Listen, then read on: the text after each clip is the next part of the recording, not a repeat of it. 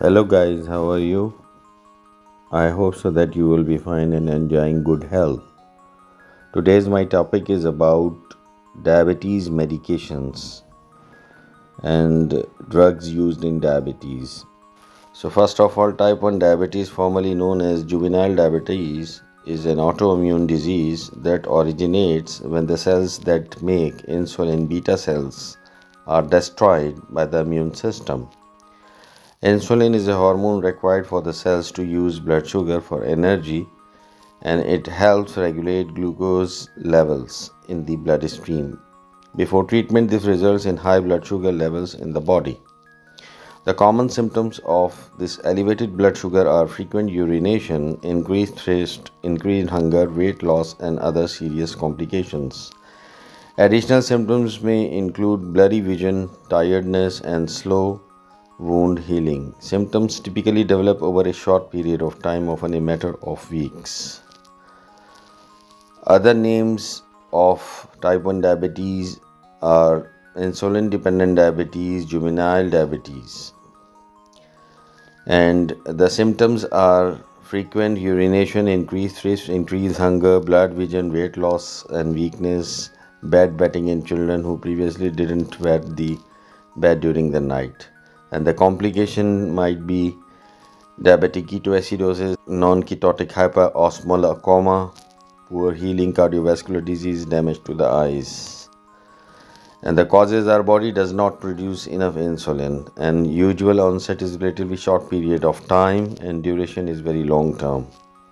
Risk factors may be family history or the celiac disease, and diagnostic methods are blood sugar, A1C levels. Treatment is insulin, diabetic diet, and with exercise. Frequency is about 7.5% of diabetic cases.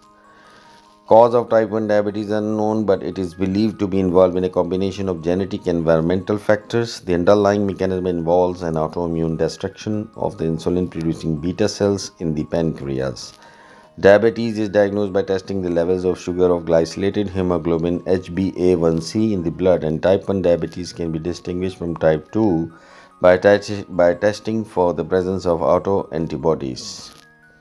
There is no known way to prevent type 1 diabetes. The treatment with insulin is required for survival. Insulin therapy is usually given by injection just under the skin, but can also be delivered by an insulin pump. A diabetic diet and exercise are important parts of management.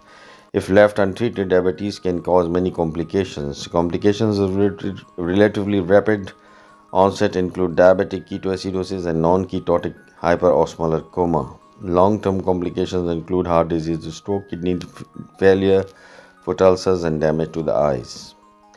Furthermore, since insulin lowers blood sugar levels, complications may arise from low blood sugar if more insulin is taken than necessary. Diabetes type 1 makes up an estimated 5 to 10% of all diabetes cases. The number of people affected globally is unknown, although it is estimated that about 80,000 children develop the disease each year. Within the United States, the number of the people affected is estimated to 1 to 3 million. Rates of disease vary widely, with approximately 1 new cases per 1 lakh per year in East Asia and Latin America, and around 30 new cases per 1 lakh per year in Scandinavia and Kuwait. It is typically began in children and young adults. And the medications, we have injections of insulins via subcutaneous injection using either a syringe or an insulin pump. The goal of treatment is to maintain blood sugar in a normal range of 80 to 130 mg per deciliter before a meal and less than 180 mg per deciliter after, as often as possible. To achieve this, people with the diabetes often monitor their blood glucose level at home. Around 83% of type 1 diabetes monitor their blood glucose by capillary blood testing, pricking the finger to draw a drop of blood and determining the blood glucose with a glucometer. The American Diabetes Association recommends testing blood glucose around 6 to 10 times per day, before each meal, before exercise, at bedtime, occasionally after a meal, and anytime someone feels the symptoms of hypoglycemia. Around 17% of people with type 1 diabetes use a continuous glucose monitor device with a sensor under the skin that constantly measures glucose level and communicates those levels to an external device. Healthcare provider can also monitor someone's hemoglobin HbA1c levels, which reflect the average blood sugar over the last 3 months. The American Diabetic Association recommends a goal of keeping hemoglobin AH1c under 7% for most adults and 7.5% for children. The goal of insulin therapy is to mimic normal pancreatic insulin secretion, low levels of insulin constantly present to support basic metabolism, plus the two-phase secretion of additional insulin in response to high blood sugar, an initial spike in secreted insulin, then an extended phase with continued insulin secretion. In addition, constant low levels of insulin are achieved with one or two daily doses of long-acting insulin or by steady infusion of low insulin levels by an insulin pump. The exact dose of insulin appropriate for each injection depends on the content of the meal or snack and the individual person's sensitivity to insulin, and is therefore typically calculated by the individual with diabetes or a family member by hand or assistive device, calculator, chart, mobile app, etc. People unable to manage these intensive insulin regimens are sometimes prescribed alternate plans relying on mixtures of rapid or short acting and intermediate acting insulins, which are administered at fixed times along with meals of pre planned times and carbohydrate compositions. A non-insulin medication approved by U.S. Food and Drug Administration for treating type 1 diabetes is the amylin analog, pramlintide, which replaces the beta cells hormone amylin. Addition of pramlintide to mealtime insulin injection reduces the boost in blood sugar after a meal, improving blood sugar control. Occasionally, metformin, GLP-1 receptor agonist, dipeptidyl peptidase 4 inhibitors, or SGL2 inhibitors are prescribed off-label to people with type 1 diabetes, although fewer than 5% of type 1 diabetes use these drugs. Another non-insulin medication is teplizumab, a monoclonal antibody drug approved by the FDA in November 2022. It aims to delay type 1 diabetes by reprogramming the immune system to stop mistakenly attacking pancreatic cells. Now I will talk about metformin, which is sold by the name of glucophage. Among others, is the main first line medication for the treatment of type 2 diabetes, particularly in people who are overweight. It is also used in the treatment of polycystic ovary syndrome. It is not associated with weight gain and is taken by mouth. It is sometimes used as an off-label adjunct to lessen the risk of metabolic syndrome in people who take antipsychotics. It comes by the name of fortamet, glucophage, glumetza.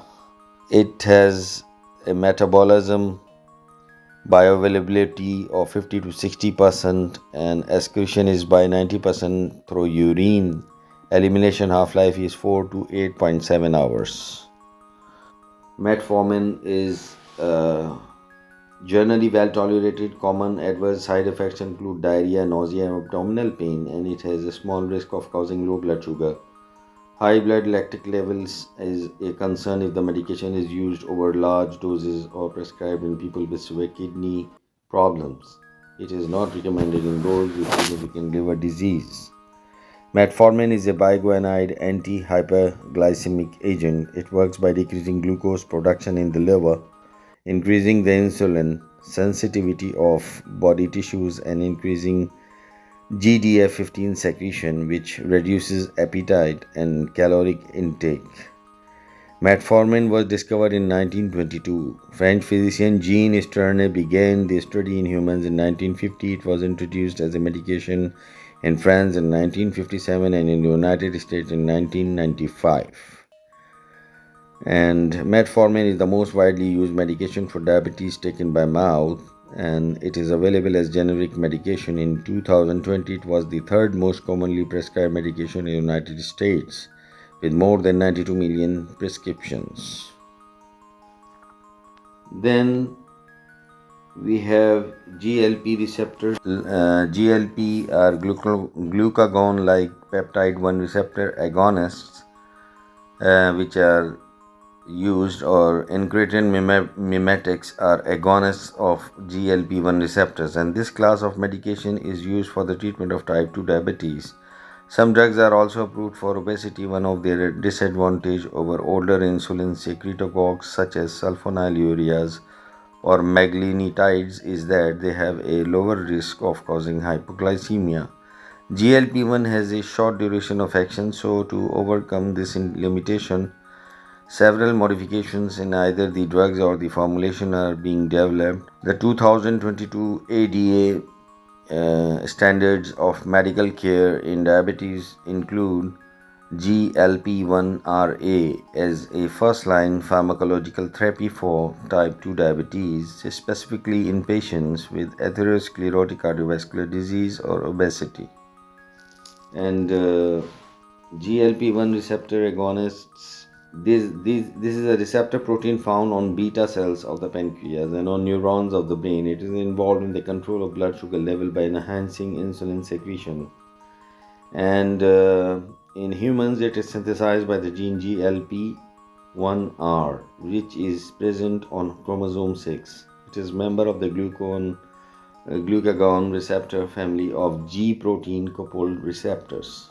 In the TMD domain, there is a fulcrum of polar residues that regulates the biased signaling of the receptor, while the transmembrane helical boundaries and extracellular surface are a trigger for biased agonism. GLP-1 are top expressed in the islets of Langerhans. RNA expression patterns are on the oocytes, periodontal fiber, secondary oocyte, cardia, medulla oblongata, pons, etc. Then we have liraglutide, exenatide, and others, and pramelanotide. All are administered orally and are thus also called as oral insulin secretagogues.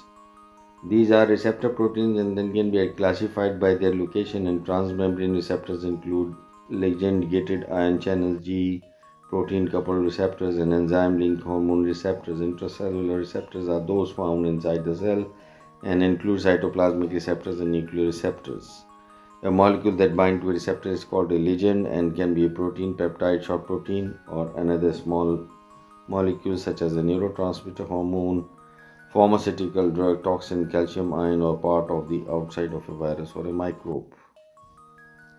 And these liraglutide, exenatide, and others, pramlintide, all are administered orally, and others are also called as oral hypoglycemic agents or oral anti-hyperglycemic agents. There are different classes of anti-diabetic drugs, and their selection depends on the nature of the diabetes, age, and situation of the person, as well as other factors. Type 1 diabetes mellitus is a disease caused by the lack of insulin. Insulin must be used in type 1, which must be injected.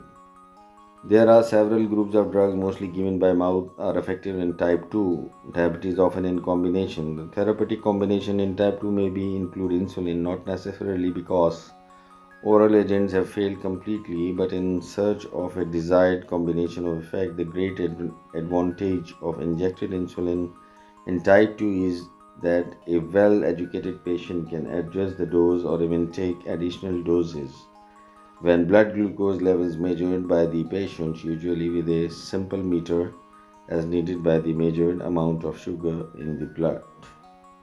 Then there are secretagogue is a substance that causes another substance to be secreted. The word comes from Greek, means a leader or a bringer, thus coming brings secretions.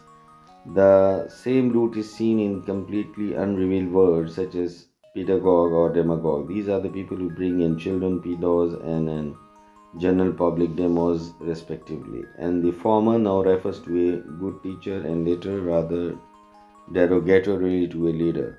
One example is gastrin, which stimulates the HK-ATPase in the parietal cells, increase gastric acid production by the stomach. Pentagastrin, a synthetic gastrin, histamine as acetylcholine are all gastric secretagogues. Insulin secretagogues such as sulfonylureas trigger insulin release by direct action on the KATP channel of the pancreatic beta cells. Blockage of this channel lead to depolarization and secretion of vesicles. Angiotensin II is a secretagogue for aldosterone from the adrenal gland. Sulfonylureas are a class of organic compound used in medicine and agriculture and, for example, in anti-diabetic drugs widely used in management of diabetes type 2 mellitus. And they act by increasing insulin release from the beta cells in the pancreas. A number of sulfonylureas are used also as herbicides because they can interfere with the plant biosynthesis of certain amino acids. Sulfonylureas are also used experimentally to inhibit interleukin 1 beta release from the NALP3 inflammasomes. The drugs are tolazamide and tolbutamide, chlorpropamide, acetohexamide, carbutamide. These are first generation like drugs. Tolazamide is an oral blood glucose lowering drug used for people with type 2 diabetes. It is a part of sulfonylurea family. And then we have alpha glucosidase inhibitors, which are AGIAs, are oral anti-diabetic drug used for diabetes type 2 that work by preventing the digestion of carbohydrates such as starch and table sugar.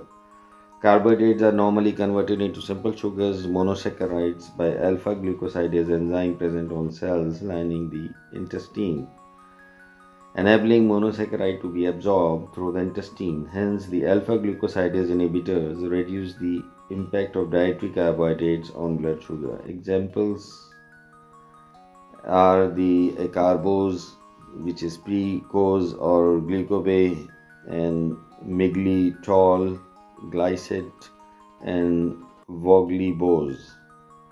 Even though the drugs have a similar mechanism of action, there are subtle differences between acarbose and miglitol. Acarbose is a oligosaccharide, whereas miglitol resembles a monosaccharide.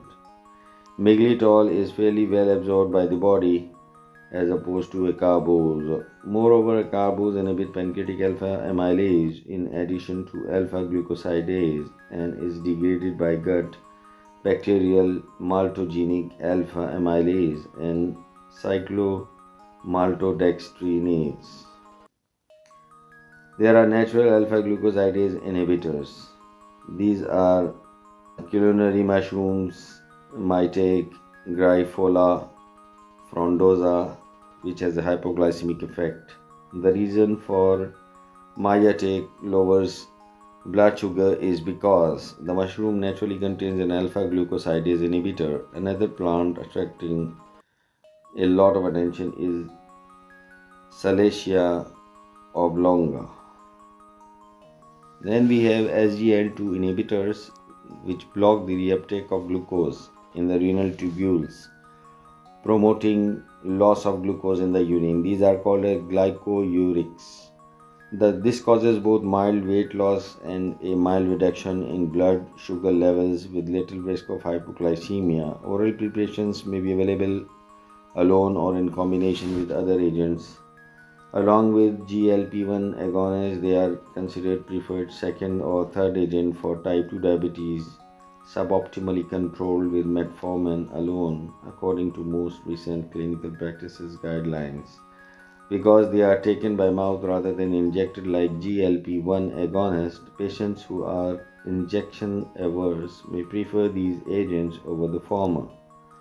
They may be considered first line in diabetic patients with cardiovascular heart disease, especially heart failure, as these medications have been shown to reduce the risk of hospitalization in patients with such as comorbidities. Because they are not available as generic medications, however, cost may limit their feasibility for many patients. Furthermore, there has been growing evidence that the effectiveness and safety of this drug class would depend on genetic variability of the patients. And the examples are dapagliflozin and the canagliflozin, empagliflozin, rimogliflozin. The side effects of SGL2 inhibitors are derived directly from the mechanism of action. These include an increased risk of ketoacidosis, urinary tract infections, candidal vulvovaginitis, and hypoglycemia. I hope so that you have enjoyed this video. So please don't forget to subscribe it. And thank you for listening my video. Have a wonderful day.